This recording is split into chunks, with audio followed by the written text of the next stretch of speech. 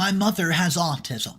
She raised me the best way that she could, and I've always looked out for her. She's somebody that made me feel complete. And I just always thought I could never have my own love life because people won't understand the relationship I have with my mom. Well, that's when I met the love of my life at my workplace. And I want to get married to her. I want to have kids with her. But when I told her about my mom having autism, this is how she reacted. Hey guys, it's, a long story. You know it's rare to fall for someone who's really a pure soul because we have more chances to get a red flag. I wish I could be as fortunate as my parents were, so let me introduce them to you. As you know why I wanted a love story like theirs, but maybe I have different struggles in life because things have just started getting worse and worse than I ever expected. I believe that things were fine between my wife Deanna and my mom. Deanna just had recently moved in. It's not been long since we got married and she organized a house party calling all her friends at my place. I was to come late that night, so I let her enjoy her time. I thought that Mom and Deanna were finally getting well together. Till then, I was unaware of the fact that Deanna was the party animal, and once she got drunk, she becomes out of her senses. If I had the slightest idea that she would be so irresponsible around Mom, I would have never let her party at home. In fact, I would have booked an entire club for her. Anyways, the damage was done because I got a call from my nurse that at 2 a.m., I was on an international call with my client at the office because of the party, and, the office is the place where I could focus best, especially at a time like this. The nurse hurriedly informed me that my wife was misbehaving with her, and Mom had an anxiety attack, and she needed immediate medical attention. I was worried for both, and a part of me was a little hurt because of Deanna, who I cannot trust around Mom. Later, I found that Deanna got into a fight with the nurse, but Deanna's friend saved her. It led me and Deanna into a nasty argument.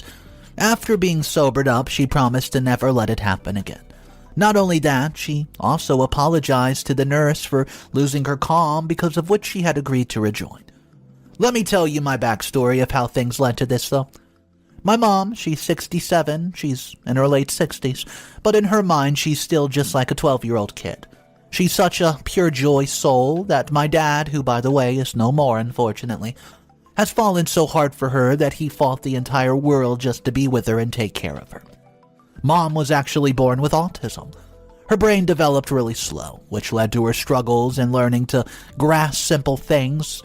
As she grew up, she turned into a simpleton who still retains some childlike thought processes, yet she's aware of the relationship and responsibility she had.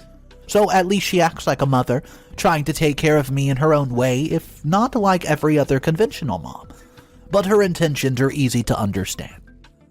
I've seen Dad, how concerned and loving that he's been towards her. For the world, he was a successful businessman, but when he fell for Mom's innocence, that world had been harsh upon him. His family was the first to turn against him, and he was compelled to move away from them, leaving his generational wealth and business to get away from the judgmental people. Being an ambitious person, Dad achieved more than enough that he was able to earn even more to spend lavishly without caring about his income. As he loved Mom so much, he did everything to give her a happy and comfortable lifestyle.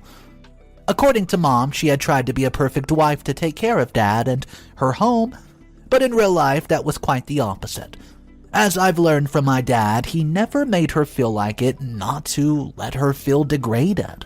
So as I approached teenage years, I gradually learned to help out Mom with household stuff and take over the responsibility of taking care of the house and Mom. But since Dad had his earnings, the responsibility of taking care of both Mom and the household was not a big deal, because Dad had appointed nurses and caretakers to serve and look after Mom. The rest of the housework was taken care of by the household.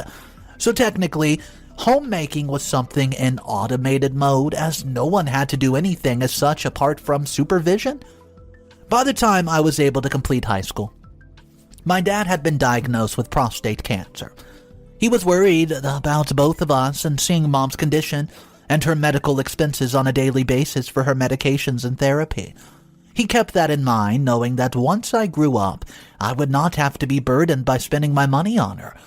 So he deposited a large, major part of his savings into Mom's bank account, and he gave me the rest, which was enough for me to have a comfortable life, even in the case of an emergency.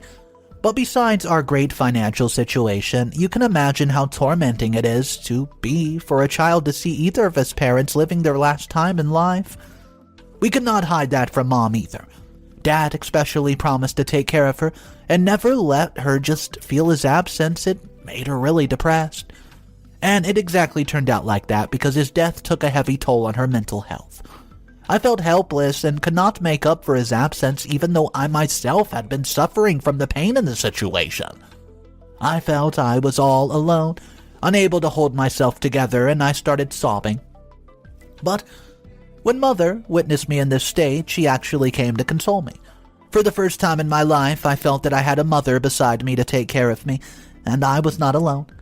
She gave me company to empathize with the loss of my dad, and things turned out to be a little better the next day. Though she was depressed, she recognized my emotions as well. Well, she became cooperative, and therapy helped to heal her faster from the trauma and loss. Since that day, my bond with Mom has strengthened because I stopped feeling like a mere responsible man, as I was now the man of the house. Well, somehow I got occupied in my life with a job that I've received through placements, even though it was quite difficult to get one. Dealing with this emotional turmoil, my mental state during interview rounds was not at its peak, which affected my career opportunities to some extent, I'd say. But I could forgive myself for that. After all, I am human, and I could not expect unrealistic things for myself. I took a job that was near home, and when I was away, thanks to technology, I taught my mom, etc. The nurses and caretakers were on speed dial and kept in touch in case of anything, but I didn't require that. Luckily, not so far at least. I always have dinner and breakfast with Mom, which turns out to be my daily routine. I didn't have much of a social life, and talking about my love life, I almost gave up on that, because I hardly had hopes for anyone who could take care of my mom. Well, at least give the company to my mom, because I know that she still often gets depressed when she's alone. I would not risk her leaving alone, because I don't like to consider my mom as baggage. She's a part of my life, and I could not think of being with someone who could not accept her as well, which obviously reduced my chances of finding a mate. I often felt jealous of Dad because he had found someone like Mom who still spends an hour before bedtime talking to Dad's picture, and the first thing she sees every morning when she wakes up is his photograph, cutting the cake every year on his birthday, even after 5 years of his death. I'll update you guys soon. Update number 1. Hey guys, I'm back with another update to continue off from last time. So I was busy being pessimistic about my love life and my mom's condition, and finally my hopes were enlightened when I met my manager, Deanna. She was no less than Aphrodite. She felt out of my league, and the only way that I'd get her attention was through her response to my work. At least that could make an impression on her. She was 3 years my senior, and I was scared that she might not be single. One day, finally, when I was able to get some compliments on my work, that helped boost up my confidence, and I asked her out for some coffee. That way I could ask if she was single or dating somebody else. My fingers were actually crossed behind my back when I put forth that question. Her answer brought all the hope that I could have ever imagined. Aspirations, dreams, right into my life. I was overjoyed and ready to grab my chance to sweep her off her feet and ask her out. She was surprised because she did not expect things to turn so fast. Well, honestly, even I didn't know that, and at the time I was not thinking at all. I just asked her out without realizing how far I could go on being in a relationship with her. Maybe I was just going with the flow, hoping and praying with every passing day to make it last forever. I started saving for the ring to ask her out so that I could take the relationship to the next stage. As soon as the ring was delivered, I picked it out especially from the jewelry store. I could not wait to marry the love of my life. It was like a dream had come true. It had been more than a month, but I had already started seeing my future with her. Yeah. All that while, I was going through the happy-go phase with everything, just seemed excited, and a little bit of reality hit me when I had to come home one day. I realized that I was forgetting Mom, who sometimes misses me while I was busy enjoying my love life. This realization occurred to me when I was informed by the caretaker and housekeeper who showed me her discarded pills. And the caretaker told me about her uncooperative behavior, her tendency to get isolated, and her refusal to respond. This worried me because I could not understand what went wrong with her. I took the meals and her medication to talk with her, but as soon as I called her, she greeted me, and she looked so normal. She took her medicine without complaining and had her meal. When I asked about her, she gave me all the positive responses, and just before leaving her room, she bid me goodnight and said that she always would be waiting for me, even if I forgot to come back to her. Well, that day, I realized that she was just trying to seek attention so that she could spend some time with me. She just wanted to be seen and heard by me. I regretted that I got so self-occupied that I forgot that my mom had hardly anybody to spend her time with, who is her only family. She never demanded or asked anything from me except from Dad. From me, she just asked for her time. And in the midst of this realization, I got distracted by Deanna's call. Seeing her name flash on my screen and looking at Mom through the window, busy having her bedtime talk with Dad's picture, reminded me of my past worry. I could only accept the person in my love life who would love my mom as much as I do, and all they have to do is accompany her just like I've been doing. Well, but some things cannot be forced, just like Deanna actually liking me back, and well, now she has to like my mom the same way. And how could one possibility after another even exist like this? I was confused by the time the phone stopped ringing. So I started giving my relationship some thought to see if she would be ready to accept me and my family the way that we were. So I planned to invite her to dinner at my place and get her introduced to Mom. I prepared the dinner and told Mom that I was bringing somebody important home. And I showed her the ring that I bought for Diana. She smiled, nodded, and started telling this to Dad's picture. She was really excited to meet someone new, though she did have social anxiety a bit about meeting new people, due to her past experiences that she had faced, but her motherly love was way more than her own issues. And I really appreciated her for that, because I really want Mom to be comfortable with someone who's going to be a part of our family. And Mom's approval matters to me, even if she won't protest it in any way or give advice. But I want her to have a daughter as well to look after her. Things turned out to be positive, thank goodness, and as soon as Mom saw her, she turned shy and anxious in her presence that she started hiding away from Deanna. But somehow I comforted her and introduced and explained to her that Deanna was the person that I wanted her to meet. At the same time, I told Deanna about my mom's condition. She understood it without question and greeted her politely by offering her the plum cake that she made to gift us. As per the plans I proposed to Deanna, it felt like I hit the jackpot when she agreed. I was celebrating my happiness, and Deanna offered a slice of cake to Mom, and she shoved that away by shaking her head because Mom didn't like it.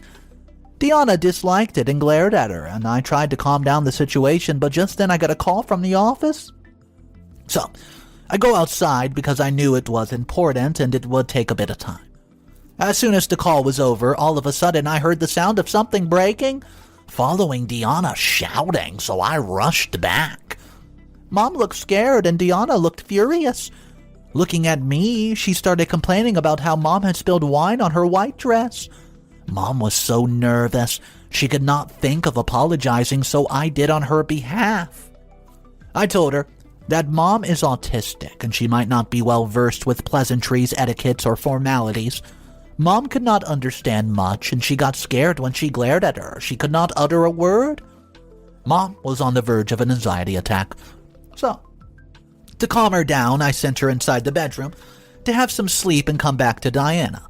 I helped her clean the stain and volunteered to drop her off. On the way home, I bought her ice cream to cheer her mood so that I could tell her the truth about my circumstances and the condition I was putting forth. Seeing her smiling and joking around, I told her that living with my mom and spending some amount of time with her on a daily basis was really important for her mental health because she had a hard time dealing with depression when Dad left. I promised her that she did not have to do anything for her except give her some time because rest is taken care of by nurses. When she asked about financial expenditures on her behalf, I told her that there's no such need because Dad had left an optimum amount of money under her name that I did not have to need to, worry about paying a penny for it. Deanna was having a serious expression. She simply nodded and said that she would think over it, and I don't know if you guys will agree. I wouldn't blame her if she didn't want to stay with Mom. Am I glad that she chose me with Mom? Yeah, but somewhere the house party incident and her outburst in her first meeting had me to doubt her. Or am I just overthinking? Update number 2. Hey guys, I actually need your help right now. I'm so much confused right now about whom to believe. The wedding bells rang and we both welcomed Deanna into our family. Along with that, I also got a promotion. I was given a project that would require me to live away from my state.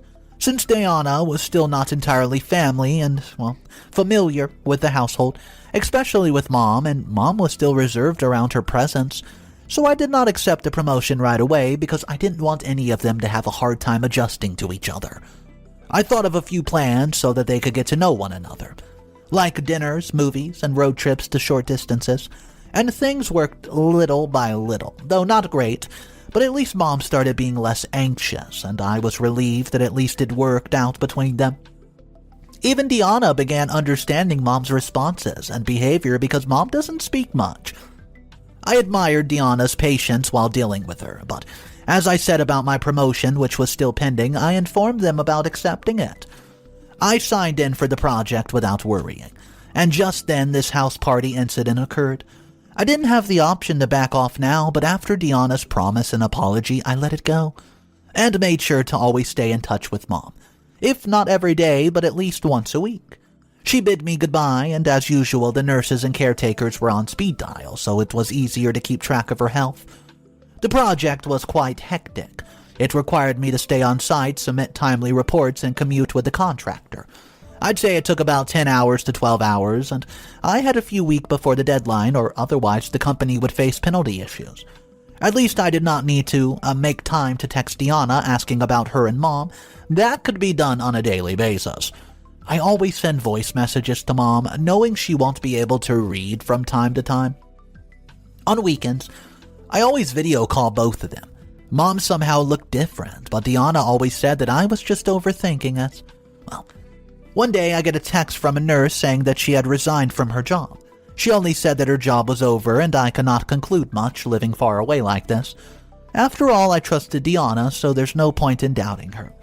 Finally, the project was over, successfully, and I could not wait to meet my family. I bought presents for everyone. When I arrived, Deanna welcomed me warmly, and I was taken aback by the scars on her face. Also, Mom wasn't found anywhere. Deanna's expression changed as her smile faded, and she said that she had no choice but to admit her straight to the hospital because she was not mentally stable and could harm anybody around her. I could not believe this. But then she started sobbing and showed me some of the wounds on her shoulders and arms. They were random cuts and bruises. One was so deep and was at a risk of getting stitches. I was shocked at Mom's behavior and felt extremely sorry and stupid for leaving Mom alone. She exclaimed that Mom's anger issues were getting worse. Many times she broke her things, threw her meals, and refused to take any medication. Doctors prescribed injecting her with tranquilizers, and after seeing her under condition, they suggested getting her admitted to a mental hospital. She had no choice but to send her. Otherwise, they would have filed a case against her for keeping antisocial people out of social settings. I have no idea how to make this thing better between the two of them. I wondered what Mom must have gone through, something while I was away from her.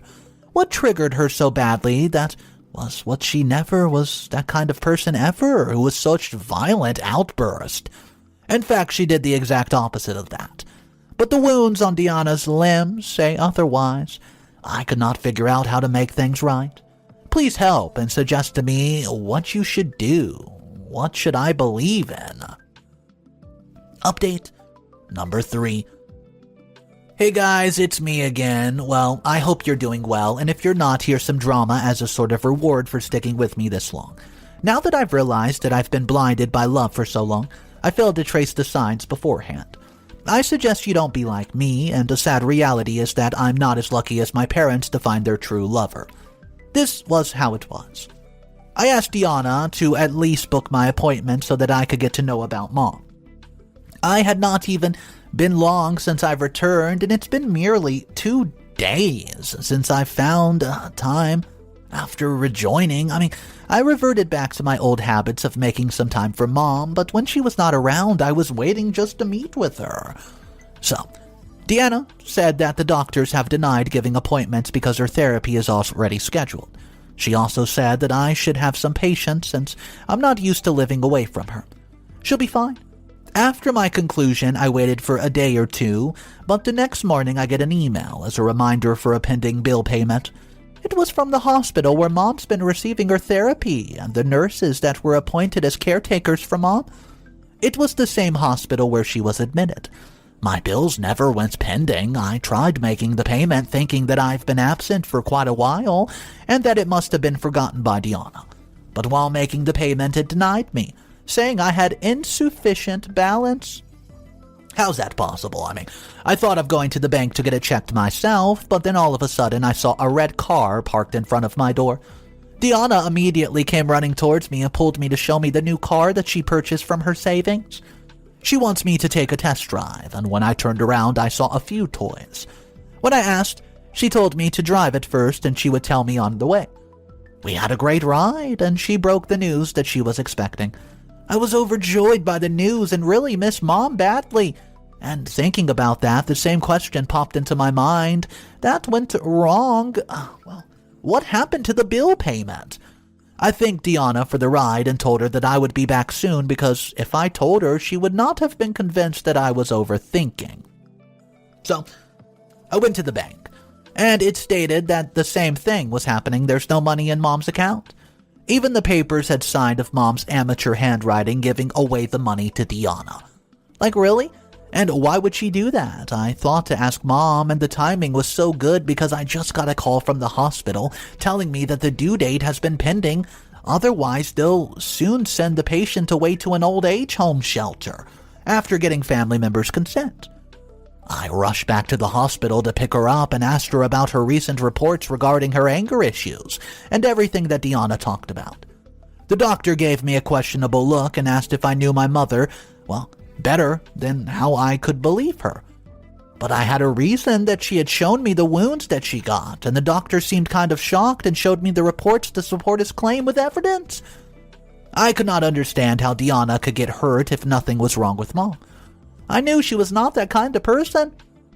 So, I made the payment from my bank account and hired the nurse to look after Mom. When I met her, she cried out of happiness, and I could see how badly she had missed me while I was away. I took her with me, thought I could not get the old nurse back, but her junior had agreed to file in the vacancy. Once I reached home, I saw the luggage cartons being carried towards my house. It seemed like new furniture. I told the nurse to wait outside with Mom, and I went inside and asked Deanna about it. She told me that she's bought new furniture for our baby's room. I was shocked to find the furniture was placed in Mom's room. She exclaimed that if Mom wasn't living here any longer, at least we could utilize the space. I instantly called the nurse to come inside, and Deanna was shocked at the sight of Mom standing along with the nurse. It was understood by her that Mom was living with us, but things got unexpected when Mom had an anxiety attack at the sight of Deanna, and she started hiding away from her. The nurse understood her reaction, and she was informed about the case before taking over. She took her to my room where she could be comfortable, and later, the nurse even informed me that the patient only gets scared of those who have the potential to harm them. She asked me if they had any rifts in between because it was not normal at all.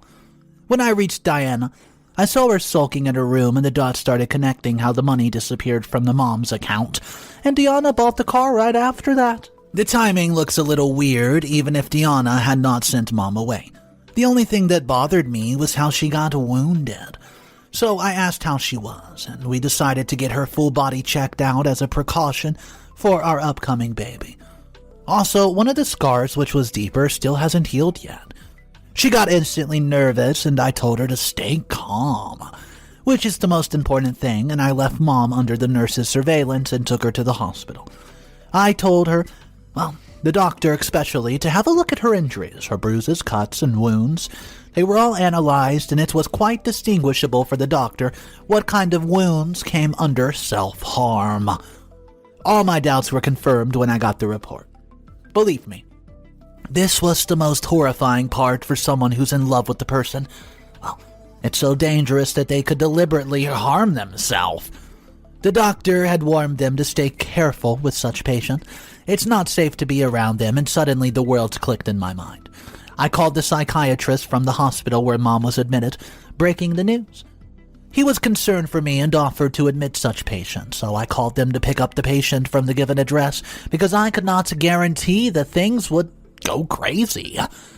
Back at home, I confronted Deanna by questioning her about the papers that she got signed by my mom. And I asked her about savings, which were not enough before the money transfers, according to the bank statement. She gets nervous and starts using pregnancy as an excuse to justify her actions, saying commuting was getting difficult, etc. But my question was that if the car could be purchased by me, she would require it to be taken away from Mom's account. She gets furious and said that the old woman was going to die anyways. And she was sick and tired of her childlike behavior. She doesn't need that money. The nurse and Mom have been listening to the conversation, and seeing her furious, Mom started crying. Annoyed by this, she grabbed a pillow to bury her face, telling her to stop making noises. The nurse trying to defend her got kicked by Deanna. She was getting violent, and I told her arm to pull her away. And just then the doctor team arrived just in time to handle the situation. She tried to threaten me by saying that she would divorce me on the basis of domestic violence and would take half of my possessions. Her attempt was futile, as she was admitted to the hospital and declared antisocial, officially by the doctor, and reports concluded the same.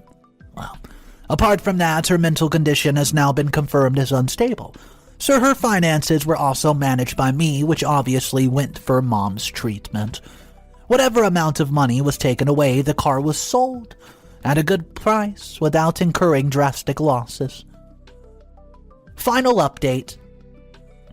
This time when her due date was pending for all the bills, I gave my consent to shift her to an NGO, because she did not deserve any ounce of my money.